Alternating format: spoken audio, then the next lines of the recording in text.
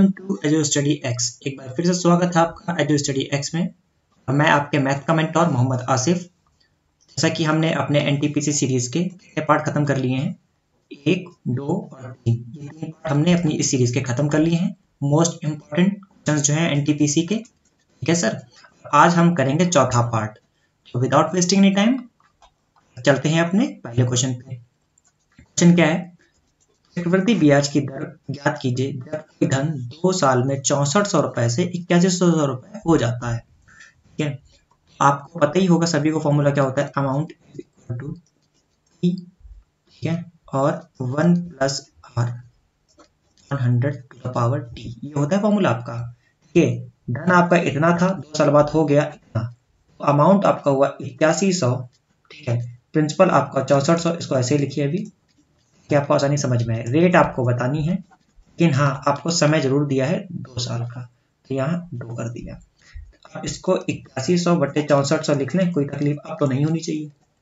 इधर 1 plus are upon 100 का whole square लिखें, तो कोई समस्या? जब कोई समस्या नहीं तो आगे चलो। इन 2 जीरो से इन 2 जीरो को उड़ा दो, और ये 81 है, ये 64 है, ये 1 प्लस आर अपॉन 100 का होल स्क्वायर है। इसी चीज को जब आगे सॉल्व करेंगे तो ये 9 का स्क्वायर नहीं है, कहोगे हाँ ये 9 का स्क्वायर है। क्या नीचे 8 का स्क्वायर नहीं है, कहोगे हाँ नीचे 8 का स्क्वायर है। और ये यहाँ पे ये पूरे का होल स्क्वायर है, होल स्क्वायर से जाएगा तो बचेगा 9 8 सीधे 1 प्लस आर अपॉन 100। यहाँ तो कोई समस्या? अगर यहाँ तो कोई समस्या नहीं है तो आगे चलते हैं। आपको क्या करना है कि 9 बटे 8 को धीरे रखो, 1 को इस तरफ ले आओ, और अपॉन 100 को ऐसे ही रहने दो। सर इसको 8 एलसीएम लो, 9 माइनस 8 बराबर आर बटे 100। कोई समस्या सर? इस काम को 4 से 2, 4 से 25, ऊपर कितना बचा 1, रेट आपकी आ गई 25 बटे 2। ठीक है सर, और यही आपको निकालना था, आपको बताना था रेट कितना होगा, तो रेट आएगा 25 बटे 2। उम्मीद करता हूँ आपको यह सवाल समझ में आया होगा। क्या ये तो हो गया हमारा नॉर्मल तरीका। अब आपको मैं बताता हूँ एक कॉन्सेप्ट।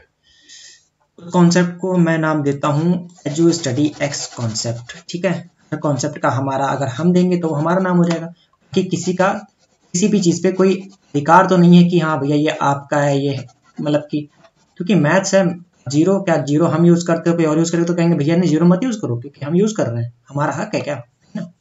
एक बात समझिए, जब भी आपको दिया हो 2 ईयर्स, तो जरा ध्यान समझिएगा, 2 ईयर्स की बात हो तो निकालोगे स्क्वायर रूट, निकालोगे स्क्वायर रूट, इसका निकालोगे अमाउंट और प्रिंसिपल, इसका निकालोगे। ठीक है ना सर, इसका तुम निकालोगे स्क्वायर रूट, निकालोगे स्क्वायर रूट निकालना है। देखो कैसे, अमाउंट कितना है 8100, प्रिंसिपल कितना है 6400। तो जब यहाँ होल स्क्वायर निकालोगे तुम्हारा कितना आ जाएगा, देखोगे तुम्हारा आ जाएगा, ये 2 से 2 ये कट गया, 9 बटे 8, 9 बटे 8 आया।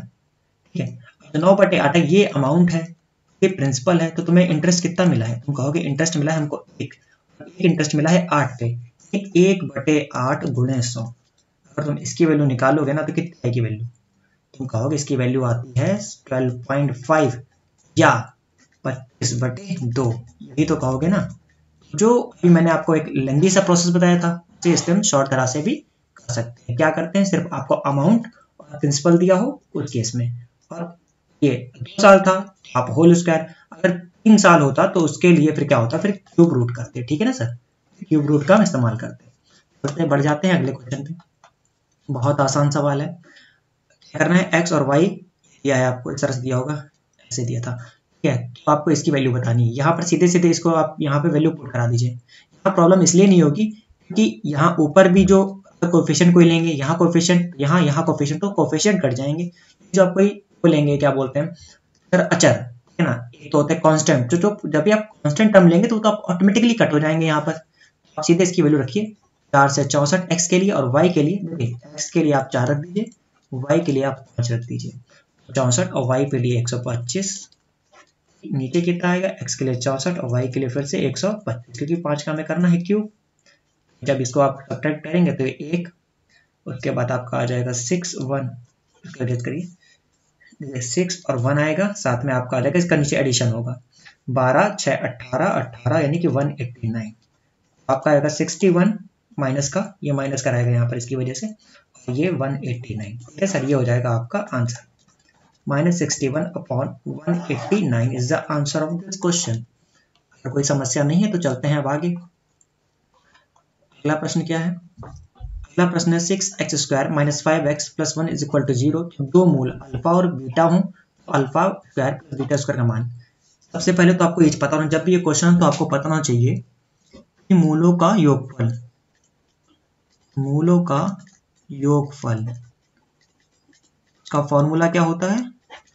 तुम कहोगे मूलों के योगफल का फॉर्मूला होता है -b/a। ये -b/a कौन सी सीन है? ये होता है ax² + by² + c। ये इस फॉर्मेशन में होता है, ये इक्वेशन आपकी होती है। एक हो गया मूलों का योगफल, एक होता है मूलों का गुणनफल। वो क्या होता है? उसका फॉर्मूला होता है अल्फा इंटू बीटा, वो होता है c/a। यहाँ -b/a की वैल्यू तो पहले से माइनस में, तो माइनस माइनस तो प्लस हो जाएगा। देखिए एक माइनस ई, एक माइनस इनका, और अपॉन में ये होता है, ये आएगा 6। फाइनली आएगा 5/6। ये हो गया b/a। c/a ये 1 और ये 6, c/a की वैल्यू आएगी 1/6। जहाँ तो कोई समस्या नहीं। बताना तुमको क्या है, alpha square plus beta square. ठीक है, तुमको अभी क्या करना है, तुम अगर ये लिख दो कि अल्फा प्लस बीटा का whole square minus 2 alpha beta, कोई प्रॉब्लम होगी? तुमको यही चीज मिल जाएगी ना यहाँ से। इस चीज को हम निकालना चाहते हो तो इसके होल स्क्वायर से इसको घटा दें। अल्फा प्लस बीटा की वैल्यू तुम यहाँ निकाल चुके हो, कितनी निकाले हो? 5/6 का होल स्क्वायर माइनस, और अल्फा बीटा की वैल्यू तुमने यहाँ निकाल ली है 2 गुणे 1/6। तो बात बन गई 25/36 माइनस का 1/3। इसको से काट दो, 1/3 लिख दो। इसी को तुम सॉल्व कर दो। इसको सॉल्व अगर करोगे तो कितना आ जाएगा तुम्हारा? ये तुम्हारा 25/36 माइनस का 1/3, तो 36 एलसीएम तुम्हारा। ये 25 इसी तरह से, ये इससे 12 यहाँ पर, तो फाइनली तुम्हारा कितना आएगा यहाँ से? 13/36। और यही तुम्हारा हो जाएगा भैया उत्तर। ठीक है ना? चलते हैं अपने नेक्स्ट क्वेश्चन की ओर। नेक्स्ट क्वेश्चन क्या है? बोला है कि x किसी काम को 15 दिन में करता है, x 15 दिन में, y 10 दिन में करता है, y 10 दिन में। z की क्षमता x की 5/2 है, तो तीनों मिलाकर उस काम को कितने दिनों में करेंगे? तो पहले x और y की क्षमता निकालो। कैल्शियम लोगे, कहोगे 30 आएगा। इफिशियंसी निकालोगे, क्षमता इसकी 2 आ जाएगी, और इसकी 30/10 करोगे तो 3 आ जाएगी। उसने क्या कहा तुमसे, जो तुम्हारा जेट है, जेट की क्षमता x की क्षमता की 5/2, जेट की क्षमता x की क्षमता की कितनी? 5/2, और x की क्षमता कितनी निकाले हो तुम? 2 निकाले हो। 2 गुणे 5/2, इस 2 से ये जाएगा। जेट की क्षमता तुम्हारी आ गई कितनी? 5। तो तुम्हें सभी की क्षमता मिल गई। टोटल काम भी तुम्हें पता है, टोटल वर्क भी तुमको पता है, इफिशियंसी भी पता है। तो तुम अब टाइम निकाल नहीं पाओगे, निकाल ले जाओगे ना भैया। कैसे निकलेगा? नीचे सॉल्व करते हैं क्या इसको? यहीं पे करते हैं, ज़्यादा सही रहेगा। टोटल वर्क आपका है 30, ये आपका टोटल वर्क, और एफिशिएंसी क्योंकि आप x y z तीनों काम करेंगे, 2 3 5, 2 3 5, सम करेंगे 30/10, यानी कि 3 दिन लगेंगे अब। ठीक है, 3 डेज आपको 3 दिन लगेंगे इस तरह से इन लोगों को काम करने में। ठीक है सर, ये हो गया। आगे चलते हैं। किसी काम को 28 दिन में कर सकता है, बी 20 दिन में कर सकता है। बोला ए काम शुरू करता है और 4 दिन तक, या फिर उसके साथ बी भी आ गया और मिलकर काम पूरा किया, तो कितने दिनों में काम पूरा हुआ? सबसे पहले तो इनकी निकालो एफिशिएंसी। ठीक है, ए करता है 28 दिन में, और बी 20 दिन में कर सकता है, बी कितने दिन में कर सकता है? 20 दिन में। कैल्शियम लोगे तो 140 आ जाएगा। जब 28 120 कैल्शियम 140 है, कोई तकलीफ नहीं। तो ये 5 और यहाँ पे तुम्हारा 7। देखो उसने क्या बोला, टोटल काम तुम्हें करना है 140। ये काम शुरू करता है और 4 दिन तक काम किया, तो ए ने, ये ए है तुम्हारा, इसने 4 दिन काम किया, मतलब 20 काम तो इसने कर दिया। उसने बोला कि बचा हुआ जो काम है, बचा हुआ काम तुम्हारा अगर 140 से घटा दो 20 को, 120 काम बचा है। लेकिन क्या बोला है आगे कि बी भी आ गया, तो ए भी आ गया और बी भी आ गया। ए और बी ये अब दोनों लोग मिलकर काम करेंगे, यानी 5 और 7 बचे हुए 120 को कार्य को करने के लिए ये ए बी 7 आएंगे, अब इफिशियंसी 12 लाएंगे, तो अब यहाँ से आ जाएगा 10। मतलब अब हमें 10 दिन और लगने हैं। काम पूरा किया तो काम कितने दिन में पूरा होगा, ठीक है, तो काम पूरा हो जाएगा 10 दिन में। तो अब ए बी ने इधर से 10 दिन लिए, लेकिन शुरुआत में ये तुम्हारा जो ए था इसने 4 दिन काम किया था, 4 दिन वो, तो टोटल कितने दिन लग गए तुम्हें? अगर कुछ दिन पूछे गए तो काम कितने दिनों में पूरा होगा, तो काम तुम्हारा 14 दिन में पूरा हो जाएगा, ठीक है। ये 10 दिन तो अब बी को लगे और 4 दिन पहले इन्हें काम किया था, तो टोटल दिन हो गए 14 दिन। आगे चलते हैं, अगला क्वेश्चन। दो संख्याओं का एलसीएम 102, एचसीएफ 2 और संख्याओं का योग 72 है, उनके व्युत्क्रम का योग ज्ञात करो। देखो संख्या मान लो x है और y है। क्वेश्चन के अनुसार फॉर्मूला क्या होता है? एलसीएम इंटू एचसीएफ, पहला number first number into second number. ये होता है ना कि लासापा गुणे मासापा बराबर पहला संख्या का गुणनफल इंटू दूसरी संख्या, यही होता है। जो पहली संख्या हमने x मानी, दूसरी को हमने y माना है। एलसीएम आपको 102 दिया है, एचसीएफ आपको 2 दिया हुआ है, पहला नंबर x है, दूसरा नंबर y है। तुमको एक चीज और दी है भैया कि x प्लस वाई जो है, x प्लस वाई ये तुम्हारा है 72, ठीक है सर। तुमसे पूछा क्या है? इनका व्युत्क्रम, यानी कि 1/x प्लस 1/y तुमको बताना है। कुछ ना करो, सीधे ले लो इनका एलसीएम। तो एक्स वाई करोगे तो ऊपर x और y ना आ जाएगा, आ गया। ये वैल्यू तुम्हें दोनों ही दी हुई है, x प्लस वाई की ये दी हुई है और x इंटू वाई की तुमको ये दी हुई है। क्या वैल्यू है x प्लस वाई की? 72। x इंटू वाई की वैल्यू क्या है? ये यहाँ से ये 102 गुणे 2, 200 काट लीजिए, 36 लिख लीजिए और उसके बाद सॉल्व कर लेते हैं। यहाँ पे 36/102, चाहे तो उसको काट लीजिए, ऐसे आप काट सकते हैं।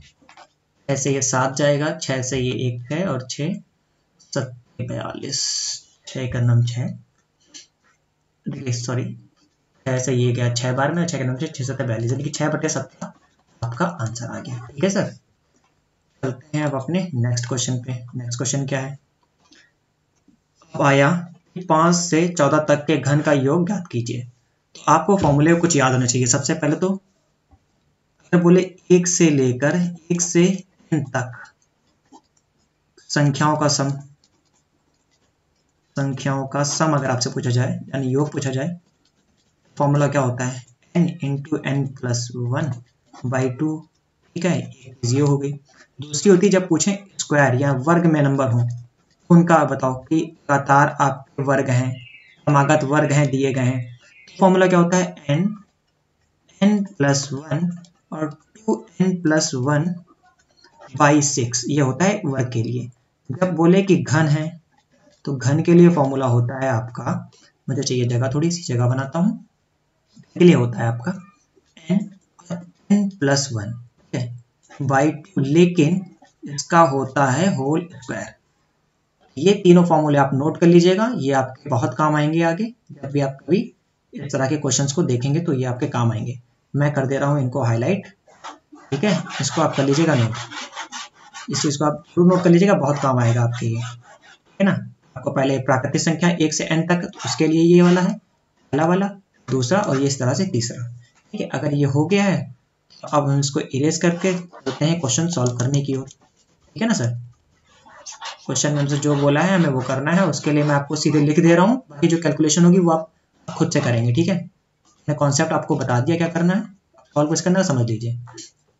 चलिए आप अगर 1 से 14 तक का घन निकाल लें, ठीक है, उसमें से 1 से 5 तक का, इसमें 1 से इन्वॉल्व है, ठीक ना, 1 से 14 ये भी इन्वॉल्व है। 1 से 14 तक निकाल लें और 1 से 5 का घटा दें, आपको जो चाहिए रिक्वायरमेंट है, जो आपके जिस आंसर को आप चाहते हैं, जो आपको आंसर मिल जाए तो मिल जाएगा।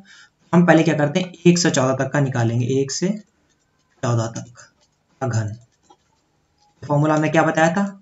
n प्लस 1/2 का होल स्क्वायर, यही बताया था, ठीक है। तो वही अप्लाई करते हैं, 14 n हो गया 14, अंदर 14 प्लस 1 ब्रैकेट बंद /2 का होल स्क्वायर, हो गया 1 से 14 के लिए। अब इसमें से तुम्हें घटाना है 1 से 5 तक का, तुम जाओगे 1 से 5 तक के घन के लिए, तो क्या लिखोगे? 5, तो 5 हो गया ना, 5 अंदर 5 1 6 बाई 2 और इसका होल स्क्वायर। तुमको अब क्या करना है, बस इसको ही करना है सॉल्व। जैसे ही तुम इसको सॉल्व करोगे 14 15/2 का होल स्क्वायर माइनस 5 6/2 का होल स्क्वायर, इसको सॉल्व करोगे तुम्हें तुम्हारा आंसर मिल जाएगा। ये काम तुम्हारा तुम खुद से करोगे, उम्मीद करते हैं इतना तुम जरूर कर ले जाओगे। ठीक है, आगे बढ़ते हैं। अगला question, sec theta minus cosec theta is equal to 0। तो एक काम क्यों नहीं करो, तुम सेक थीटा इधर लिखो, कॉसेक थीटा को उधर ले जाओ, इसको इक्वल करा दो, है ना। तुम्हें अगर इतने पे नहीं समझ में आ रहा है कि थीटा थीटा कब बराबर होते हैं, तो थीटा और थीटा बराबर होते हैं सेक कॉसेक में 45 डिग्री पे। मुझे तो देखते दिख गया, अगर तुम्हें नहीं दिखा तो तुम एक काम करो, सेक थीटा, अगर कॉसेक को सेक में लिखोगे तो क्या लिखोगे, सेक 90 माइनस थीटा, यही तो लिखोगे ना, तभी तो कॉसेक थीटा मिलेगा तुम्हें। अब तुम थीटा बराबर क्या लिख दोगे, 90 माइनस थीटा लिखोगे, इसको 2 थीटा इधर आ गया, 90 हो गया अगर तुम्हारा। ठीक है, तो अब तुम थीटा बराबर कितना बोलोगे, दोगे थीटा बराबर 45। अब समझ में आ गया भैया, हम डायरेक्ट बोल रहे थे कि हमने देखा सेक सेक का बराबर 45 डिग्री पे बराबर होते हैं, ये तो हमारा ऑब्जर्वेशन था। ठीक है, लेकिन अगर आपको नहीं समझ में आया था ऑब्जर्वेशन हमारा, फिर हमने इसको सॉल्व भी कर लिया। इतना काम हो गया है, अब आपको कुछ नहीं करना है, इस क्वेश्चन में बचा बिल्कुल भी कुछ नहीं। ठीक है, ये चीज हो गई है। आते हैं आपके क्वेश्चन पे, आपको बताना क्या है, हमने देखिए थीटा निकाल लिया, थीटा है आपका 45 डिग्री, आपको बताना है 2 साइन थीटा माइनस का 3 कॉस थीटा। ठीक है सर, तो साइन थीटा निशान 45 की 1/√2 वैल्यू होती है 3 के साथ, और इसकी आपकी कॉसेक कॉस 45 और कॉस 45 पे भी 1/√2 वैल्यू होती है। आपको बताना क्या है, 2/√2 माइनस 3/√2, फाइनली आपको मिल जाएगा -1/√2। ये हो जाएगा आपका आंसर। ठीक है भैया, चलते हैं हम लोग आगे। अगला प्रश्न क्या है हमारा, बोला है 11 sin square theta plus 12 cos square theta न्यूनतम मान ज्ञात करें। अब आपको चाहिए मिनिमम वैल्यू, क्यों ना इन सबको पहले अगर साइन में ही कर लिया जाए, 11 sin स्क्वायर थीटा, क्योंकि ये तो आपको पता ही है ना, sin square theta is equal to 1 minus cos square theta. ठीक है सर, इस तरह से cos के लिए भी लिखते हैं, ये चीज तो आपको पता ही होगी। ये कर लो इसको तो ज्यादा ठीक रहेगा, वरना कंफ्यूज हो जाओगे। 11 sin स्क्वायर थीटा, अब 12 के लिए लिखो 12 और माइनस का 12 sin स्क्वायर थीटा। यहाँ तक बात समझ में आई तुम्हें। अगर ये 11 sin स्क्वायर थीटा है, ये 12 है, ये माइनस का 12 sin स्क्वायर थीटा हो गया, तो ये से घट के ये 12, इसको यहाँ लिख लो, ये वाला 12 लिखा हमने, फिर इससे घटाया तो माइनस का sin स्क्वायर थीटा। को बताना क्या है, न्यूनतम मान बताना है। अगर तुम्हें मिनिमम वैल्यू रखी चाहिए, यहाँ पे तुम मैक्सिमम वैल्यू लाओ। मैक्सिमम वैल्यू तुम क्या ला सकते हो, साइन में 1 ही तो ला पाओगे, क्योंकि 90 डिग्री पे तुम्हें मिलेगा 1 ही मैक्सिमम वैल्यू होगी। बाकी वैल्यू क्या होती है, 1/√2, तो क्या मिनिमम मिलेगी तुम्हें 1/2 स्क्वायर कर दोगे। बाकी और क्या होती है तुम्हारी, √3/2 करोगे, √3/2 करोगे ना, तो क्या तुम्हें 3/4 ये मिनिमम वैल्यू देगा स्क्वायर करने पे, नहीं देगा ना, 1 पे ही तो तुम्हें मिनिमम देगा वो। 1 पे मिनिमम देगा तुम्हें, मतलब मैक्स मिनिमम, क्योंकि अगर हमें मिनिमम चाहिए तो हमें इसमें से ज्यादा घटाना होगा। ज्यादा से ज्यादा तुम साइन के केस में वैल्यू ला सकते हो एक ही को यहाँ से घटाओ भैया, आ जाएगा 11, और यही तुम्हारा हो जाएगा आंसर। ठीक है, हमने कहा फिर से बता दे रहे हैं, एक ही वेरिएबल में करो, साइन में कर लो या कॉस में कर लो। हमने पसंद था साइन, हमने कर लिया साइन में इसे कर दिया, को साइन में कर दिया। 11 है, ये 12 है, ये माइनस साइन के साथ है, 12 को यहाँ लिख लिया, कांस्टेंट टर्म है। हमको चाहिए था मिनिमम वैल्यू, अगर मिनिमम वैल्यू चाहिए थी तो हमें मैक्सिमम वैल्यू घटानी पड़ेगी ना। मैक्सिमम वैल्यू तुम साइन स्क्वायर के फॉर्म में क्या ला सकते हो, 1 ही तो लाओगे 90 पर, 1 तुम घटा दो यहाँ से, 11 बचेगा और वही भैया तुम्हारा हो जाएगा। उम्मीद करता हूँ तुम्हें ये बात मेरी अच्छे से समझ में आई होगी। अगर समझ में आई हो तो इस वीडियो को लाइक कर देना, ठीक है, और चैनल पे अगर देख रहे हो नहीं सब्सक्राइब किया तो सब्सक्राइब कर देना, फिर तुम्हारे बहुत सारी काम की चीजें आगे हम इस पे डिस्कस करने वाले हैं। Next question, sec theta plus tan theta बराबर 7, sec theta minus tan theta बताओ कितना। उससे पहले तुम एक चीज जान लो भैया, क्या होता है कि अगर लिखा है तुम्हारा सेक स्क्वायर ए, ये होता है 1 + 10 स्क्वायर ए। इतना तो तुम बहुत अच्छे से जानते होगे, और अगर इतना जानते थे तो ये क्वेश्चन में फिर दम बची, कुछ नहीं बचा। सेक स्क्वायर अगर ए है, इसी को भी मैं आगे लिख ले रहा हूँ, ठीक है, इसको 10 को इस बार धर ला रहा हूँ, एन स्क्वायर ए है, ये 1 के इक्वल है।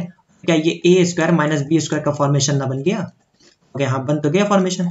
आगे फॉर्मेशन के हिसाब से क्या होता है, ए प्लस बी होता है और ए माइनस बी होता है। तो इतनी बात तुम्हें समझ में आ गई है, अब तो मेरे हिसाब से इस क्वेश्चन में कुछ बचा ही नहीं। अगर तुमने ये बात समझ ली मेरी, तुमने क्या बोला, किस तरह से हम ए स्क्वायर और माइनस बी स्क्वायर के फॉर्म तक पहुंच गए। अब हम करेंगे वही काम यहाँ पर। हमको दिया है सेक थीटा प्लस का टेन थीटा, और हम साथ में क्या चाहते हैं, हमें चाहिए सेक थीटा माइनस का टेन थीटा। और ये जानते हो तुम क्या होता है, ये 1 के इक्वल होता है, तो तुमको पता ही है ना। ये तुमको दिया और बाकी इसकी वैल्यू तुमको दे दी है इन्होंने 7, इसकी वैल्यू तुमसे पूछी गई है sec theta minus tan theta की। ये तो 1 के इक्वल, क्योंकि अभी मैंने फॉर्मूला बताया, इसी का हमने इस्तेमाल किया है यहाँ पर। जब इतना तुम्हें पता चल गया, ठीक है, ये भी एक तरीका और मैं बता रहा हूँ, साथ में मुझे याद आ गया, अभी डिस्कस कर लेते हैं आपके साथ। ये sec theta minus tan theta, तो ये 1 हो गया 1/7। ठीक है सर, यहाँ तो कोई समस्या, तो ये 1/7 तुम्हारा हो गया आंसर। एक तरीका तो ये हुआ। अब हम आपको बताते हैं दूसरा तरीका। दूसरा तरीका जो है वो अच्छा तरीका है, और आपको एग्जाम में मेरे हिसाब से वही तरीका इस्तेमाल करना चाहिए। अगर आप अच्छे एग्जाम देते, जैसे एसएससी का दें, सीजीएल दें, उसमें ये सब तरीके आपको यूज़ करने चाहिए, क्योंकि वहाँ जरूरत पड़ती है और हम आदत ही हमारी, हम उसी चीज़ को यूज़ किया करते थे। जैसे आपको दिया है, समझना इस चीज़ को, sec theta plus tan theta, यहाँ पे अगर 7 ना दे करके दिया होता, उसे पूछा जाता सेक थीटा माइनस का टेन थीटा, ऐसे केस में आपका आंसर जो होता है 1/p हो जाता है। तो 1/p तो समझ ना, 1/7 ही तो तुम्हारा उत्तर आया था। पर अगर ये 7 के बराबर है, 1/p क्या 1/7 नहीं होगा? यही तुम्हारा उत्तर भी आया था जब हमने नॉर्मली सॉल्व किया था फॉर्मूला लगा करके, वरना आप डायरेक्ट इस चीज को कर सकते थे। इस तरह आप इस क्वेश्चन को सिर्फ 10 सेकंड में, 10 सेकंड लगते हैं आपको, और इस क्वेश्चन को आप कर ले जाते हैं। समझ में आया मेरी बात? अगर आपको ये फॉर्मेशन दे रखा है और आपसे ये साइन को चेंज किया, अगर ये वैल्यू p है, ये वैल्यू 1/p होती है। इस चीज को रट लेना, ठीक है, रट्टा लगाओ इस बात का, इसको नोट लगाओ, रट्टा लगाओ, इसको लिख लेना रट्टा लगा करके। याद रखोगे तुम्हारा बहुत टाइम सेव होगा, कि जो नॉर्मल वे से करना था वो भी करके हमने बता दिया आपको। बढ़ते हैं आगे। अगला क्वेश्चन क्या है, 6 अंकों की बड़ी से बड़ी और छोटी से छोटी संख्या का अंतर ज्ञात करो। बच्चा भी होगा 6-7 क्लास, तो वो भी बता देगा। 6 अंकों की बड़ी से बड़ी बोला है, 6 अंकों की बड़ी से बड़ी, बड़ी से बड़ी संख्या क्या बनेगी? ओके, 9 9 9, 6 बार लिख डालो, ठीक है। छोटी की बात आएगी तो क्या लिखोगे? 6 अंकों की छोटी, ठीक है, छोटी संख्या क्या होगी तुम्हारी? वो होगी 1 0 0 0 0 2 4 5 1 6। मेरी बात से सहमत हो? तुमको क्या बताना है? इनका बताना है अंतर। ये डिजाइन नहीं बनाता हूं मैं, ये है अंतर का सिंबल, नॉर्मली इसी से रिप्रेजेंट करते हैं अंतर को, कि मुझे कुछ खास लगाओ नहीं उस चिन्ह से। ठीक है सर, ये आपके 2 4 6 नंबर हो गए, इसी से आपको घटा देना है। 2 3 2 5 और 1 ये 6, इसको आप घटाओगे और आपको आपके आंसर की प्राप्ति हो जाएगी। अब इतना काम तो आप खुद कर ही लेंगे, है ना। अब ये भी हम करें, शायद इतना तो आप जरूर कर लेंगे हमारे लिए। अगर किया तो उसके लिए बहुत बहुत शुक्रिया आपका। ठीक है सर। अब आ गया माध्यिका और बहुलक। माध्यिका समझ लो क्या है, बहुलक समझ लो। माध्यिका के लिए क्या करना, सबसे पहले मैं एक देखो सीक्वेंस लिख लो। सबसे पहले तुम अरेंज करोगे आरोही क्रम में, नंबर 1 लिखो, आरोही या अवरोही क्रम में लिख लो। आरोही क्रम में तुम अरेंज कर लेना। उसके बाद तुम नंबर 2 पे क्या करना, उनको काउंट कर लेना, गिन लेना, यानी गिन लेना। ठीक है, अगर तुम्हारे वो निकले सम, सम बोले तो हाँ सम ही तो बोलते हैं, इवन सम हो, क्या करना, जो जितनी बार गिनोगे उनको तुम क्या करना, सीधे 2 से करना डिवाइड। ठीक है, अगर हो जाए विषम, अब ये सम विषम क्या भी समझ में आ जाएगा। अगर हो जाए विषम तो n+1 से बाई 2 से कर देना डिवाइड, तुमको मिल जाएगा तुम्हारी मीडियन वैल्यू, तुमको तुम्हारी मीडियन प्राप्त हो जाएगी। अगर तुमको ये समझ में आया है तो इसको तुम अभी नोट कर लेना, नोट कर लो, क्योंकि काम आना ही आना है, बहुत जगह पूछा जाता है तुमसे ये। एनटीपीसी में तो हमने बहुत क्वेश्चन देखे हैं इस तरह के, इसलिए नोट कर लेना तुम भैया। बाकी बहुलक की बात करें, बहुलक बोलता है कि जो सीरीज लिखी है आपकी यहाँ से लेकर के यहाँ तक, इसमें किस नंबर का रिपीटिशन सबसे ज्यादा बार हुआ है। आप देख रहे हैं ये कितना है, 1 2 3, ठीक है, 1 1 और एक ही बार, ये 1 ये 2 7 2 बार है, 3 देख लीजिए, 2 2 कितना, ये भी 2 बार है, 3 लेकिन जो है ये 1 2 3 बार है, 9 भी 2 बार। तो सबसे ज्यादा बार कौन सा आया है, बहुलक के लिए सबसे ज्यादा बार आया है आपका 3, तो ये हो गया तुम्हारा बहुलक। अब तुम्हें निकालना है माध्यिका। माध्यिका के लिए पता है कि पहले इसको अरेंज करो आरोही क्रम में। तो आरोही क्रम कैसे लगाओगे, 2 लगाओगे, ये 2 हटाओ, 2 को लिखोगे, 2 को भी हटा दो, क्या लिखोगे, 3 लिखोगे। ये तुम्हें कितनी बार दिख रहा है, 1 बार दिखा, 2 बार दिखा, 3 बार दिखा, इसको हटाओ, फिर 5 दिखा, 5 हटाओ, फिर 7 दिख रहा है तुमको 2 बार, फिर तुमको 9 दिखा है 2 बार, ठीक है, ये 9 2 बार दिख गया, 7 2 बार दिख गया, गिन लो 1 2 3 4 5 6 7 8 9 10, सम 10 मतलब यानी सम है, ये सम है ना, 10/2 करो यानी कि 5, कौन सा, पांचवा टर्म, पहला दूसरा तीसरा चौथा पांचवा, जो पांचवा तुम्हारा हुआ, ठीक है, 2 2 4 5 उधर गए, 2 2 4 5, तुमको तो सम है, सम में इसने बोल दिया कि तुम पांचवा देखोगे, तो तुम्हें अब क्या करना होगा, तुम्हें इन दोनों को देखना पड़ेगा, 3 और 5 दोनों को देखोगे तुम अब, क्योंकि पांचवा और पांचवा गिनोगे तो बेईमानी नहीं हो जाएगी, 1 2 3 4 5, इधर से 1 2 3 4 5, इसमें तो पांचवा ये वाला है, तो अगर तुम अच्छा तुमने 3 ले लिया और 5 क्यों नहीं लिया, तुम मान जाओगे बुरा, हम नहीं रहते तुम बुरा मानो, तो क्या करो 3 भी ले लो और तुम 5 भी ले लो, 3 भी ले लो 5 भी ले लो, अब तो खुश हो जाओ तुम, 3 5 8, 8/2 यानी 4, हम कहेंगे हमारी जो माध्यिका आई है, माध्यिका वो आई है कितनी, 4, बताना है अंतर, तो भैया अंतर कैसे बताओगे, माध्यिका लिखोगे यहाँ तुम, ठीक है, और माइनस लिख दो तुम बहुलक, बहुलक, और माध्यिका तुम्हारी कितनी आई थी, कहोगे 4 आई, और बहुलक कितना आया, 3 आया, तो आंसर तुम्हारा 1 आया।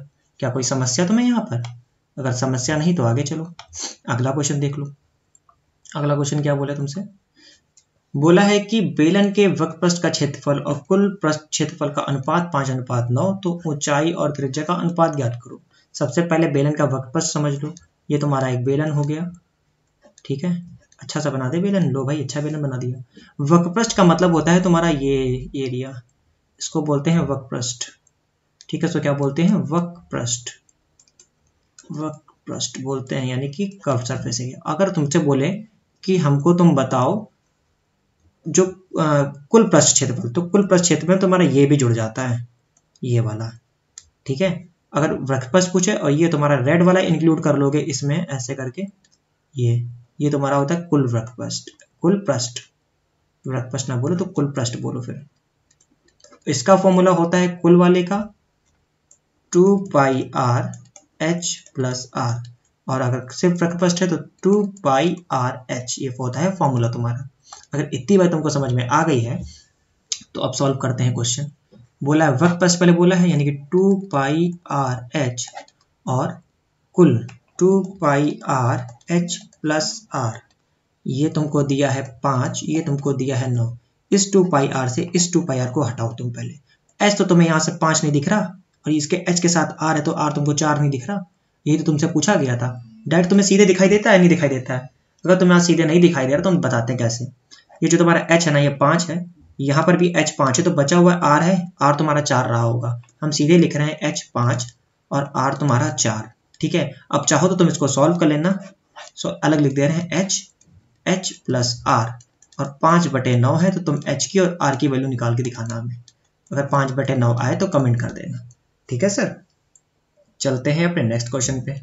नेक्स्ट क्वेश्चन क्या है हमारा, नेक्स्ट क्वेश्चन में बोला गया है कि 9:11 के प्रत्येक पद में 6 जोड़ने पर 6:7 प्राप्त होता है, तो बड़ी संख्या ज्ञात करो। 9x ले लो, इसको 11x ले लो, इसमें तुम 6 जोड़ दो भैया प्रश्न अनुसार, इसमें भी 6 जोड़ो, और ये अनुपात बन गया 6:7 का। तो तुम अब क्या यहाँ से x की वैल्यू नहीं निकाल पाओगे, जो भी x की वैल्यू आए उसको तुम 11 से कर देना गुणा, x की वैल्यू तुम्हारी जो भी है उसको तुम यहाँ मल्टीप्लाई करना, तुम्हें मिल जाएगा आंसर। तो ये काम भैया तुम खुद से कर लेना, है ना, बड़ी संख्या पूछी है, बड़ी तो तुम्हें दिख ही रही ना, 9 और 11 में कौन बड़ा है, कहोगे ये 11 बड़ा है, तो 11x की वैल्यू निकाल देना, तुम्हें उत्तर मिल जाएगा। आगे देख लो अगला क्वेश्चन, बोला 25% और 10% की दो क्रमागत छूट दी जाती है तो वस्तु पर एकल छूट ज्ञात करें। जब भी दो छूट दी जाए तो लगाइए सक्सेसिव। सक्सेसिव के लिए फॉर्मूला लिख दे रहा हूं मैं। फॉर्मूला होता है आपका डिस्काउंट बोलिए, छूट को डिस्काउंट बोलते हैं। Discount 1 plus discount 2 minus discount 1 into discount 2 upon 100। ठीक है, इसको आप रखिए, ये 25, दूसरा वाला 10 और यहाँ 25 गुणे 10 बटे 100, तो ये तुम्हारा हो गया 35 और ये तुम्हारा इससे गया 10 बार में तो 2.5, तो आया कितना तुम्हारा 32.5।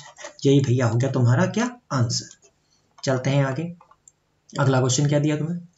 अगला क्वेश्चन तुमको बोला है कि 1200 रुपए का 6 महीने का 12% की वार्षिक दर से चक्रवृद्धि ब्याज ज्ञात करें यदि ब्याज क्वार्टरली हो, यानी ब्याज जो आपकी है ना क्वार्टरली यानी कि हर तिमाही लग रही, तिमाही संयोजित हो रही है, ये समझ लो।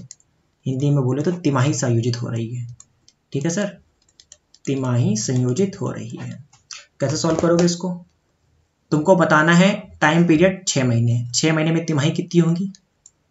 पहले तो ये समझ लो 6 महीने में कितनी तिमाही होंगी। तुम कहोगे 2 तिमाही होंगी। 6 महीने 2 तिमाही। हिंदी लिखवा रहे हैं सर आप हमसे। यहाँ चलिए, 12% की वार्षिक जो रेट आपको एक्चुअल रेट दी हुई थी वो थी 12%। ये तो आपको गिवन रेट थी, ये 12% रेट थी। लेकिन अब तुमसे उसने बोला है कि तुम इसको बताओ क्वार्टरली, यानी कि अगर 12 महीने की 12% है तो तुम कहोगे 3 महीने की कितनी होगी।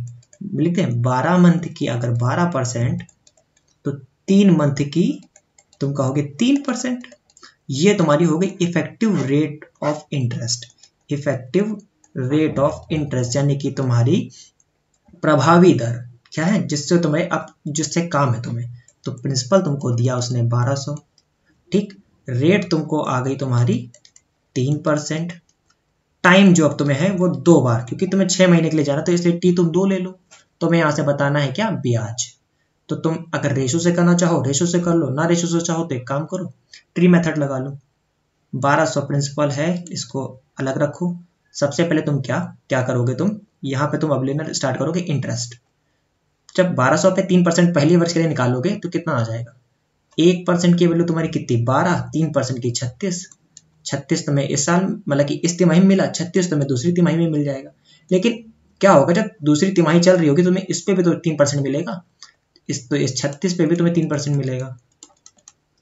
36 का 108 होता है, 108 बटे 100 करोगे तो 1.08 इतना तुम्हें मिल जाएगा क्या, इंटरेस्ट भैया हमारे। समझ में आई तुम्हें हमारी बात?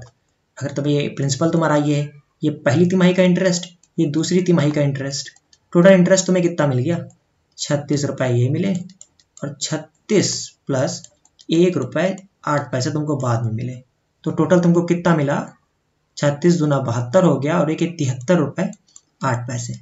ये तुमको मिला इंटरेस्ट और यही उसने तुमसे पूछा था। ठीक है, अगर तुमको ये बात समझ में आ गई तो अब चलते हैं आगे।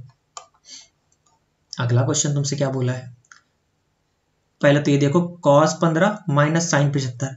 अगर cos 15 है तो तुम साइन 75 लिख सकते हो। क्यों लिखोगे, क्योंकि साइन थीटा जो होता है cos 90 माइनस थीटा के होता है बराबर। ठीक है, उसी चीज का इस्तेमाल किया है हमने।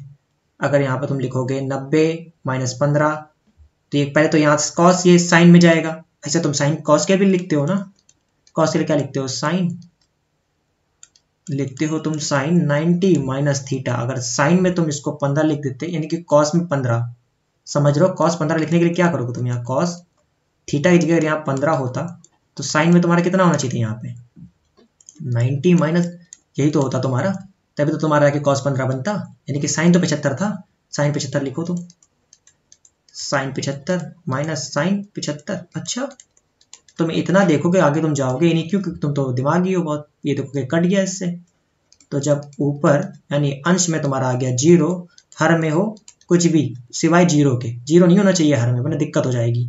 जब 0 नहीं है तो तुम्हारा आंसर आ जाएगा 0। ये इससे हट जाएगा, ये इससे चला जाएगा ना, तो बचेगा तुम्हारा 0, ये तुम्हारा हो जाएगा आंसर। अभी अगर 0/0 बनता तो बनता अनडिफाइंड, अपरिभाषित, वो चीज़ तो तुम्हें करनी नहीं थी और 0 तुम्हारा आएगा भी नहीं, क्योंकि यहाँ पर 2 sin 75 हो जाएगा।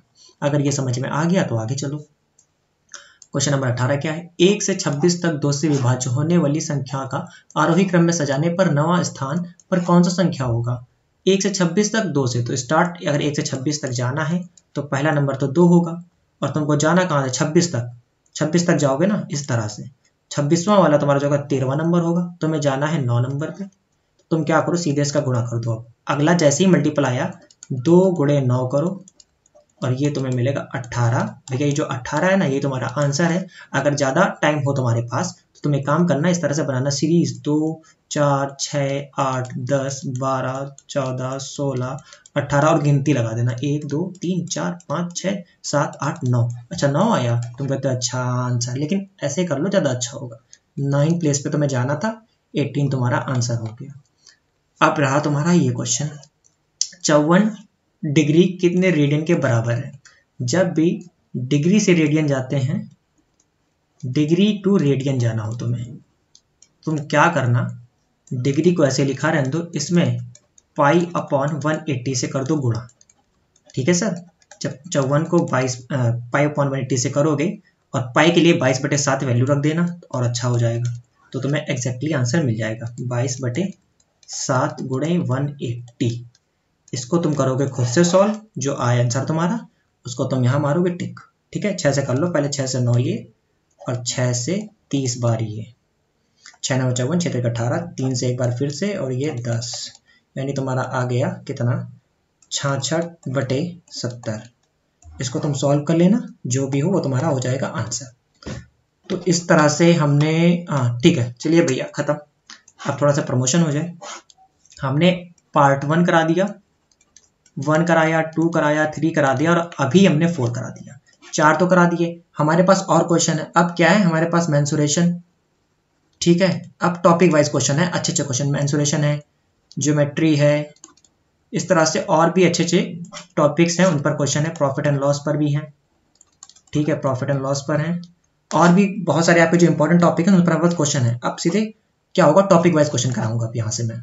तो अगर आपको हमारा सेशन अच्छा लगा हो तो प्लीज़ हमारे चैनल को, आपसे रिक्वेस्ट है अब जाके हमारे चैनल को, अगर अब तक कुछ भी फायदा अगर आपको लगा हो तो हमारे यूट्यूब चैनल को सब्सक्राइब कर दीजिएगा। ठीक है सर, और टेलीग्राम पे भी हमारा चैनल है, उसको ज्वाइन कर लीजिए। वहाँ पे पीडीएफ आपको प्रोवाइड कराएंगे, साथ में इस क्लास की पीडीएफ भी मैं आपको प्रोवाइड करा दूंगा कि मैंने जो क्वेश्चन सॉल्व किए हैं वो भी लिखा होगा, तो आपको समझने में आसानी से होगी और आपका टाइम बचेगा। पहले सॉल्यूशन देख लीजिएगा आप पीडीएफ के फॉर्म में, वहाँ समझ में ना आए तो फिर वीडियो में जाके देख लीजिएगा।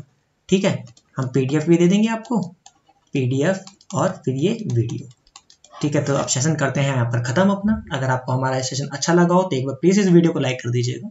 ठीक है सर, चैनल को सब्सक्राइब कर दीजिएगा और इसी तरह हमारे साथ आगे बने रहें। धन्यवाद। Session is dismissed.